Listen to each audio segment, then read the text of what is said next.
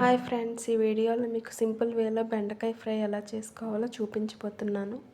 దానికి ముందుగా పోపులు, వెల్లుల్లిపాయలు, ఎండుమిరపకాయలు, పచ్చిశనగపప్పు రెడీ, జీలకర్ర, ఒక 2 ఉల్లిపాయ ముక్కలుగా చేసుకొని రెడీ చేసుకోవాలి. ఒక 500 గ్రాముల బెండకాయల్ని శుభ్రంగా కడుక్కొని ముక్కలుగా చేసుకోవాలి.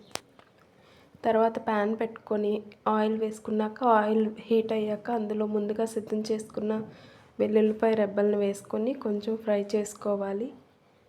వెల్లుల్లిపాయ రెబ్బలు కొంచెం ఫ్రై అయిన తర్వాత అందులో పోపులు వేసుకొని పోపులు కొంచెం వేగనివ్వాలి. వేగిన తర్వాత అందులో జీలకర్ర యాడ్ చేసుకొని లైట్గా ఫ్రై చేసిన తర్వాత అందులో పచ్చిశనగపప్పు వేసుకొని లైట్గా ఫ్రై చేసుకోవాలి. ఆ తర్వాత అందులో ఎండుమిరపకాయలను యాడ్ చేసుకోవాలి. ఎండుమిరపకాయలు కొంచెం లైట్గా కలర్ షేడ్ అయిన తర్వాత అందులో ముందుగా కట్ చేసుకున్న ఉల్లిపాయ ముక్కల్ని వేసుకోవాలి.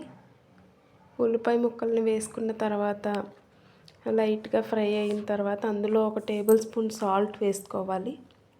రుచికి తగినంత సాల్ట్ వేసుకొని కలపాలి.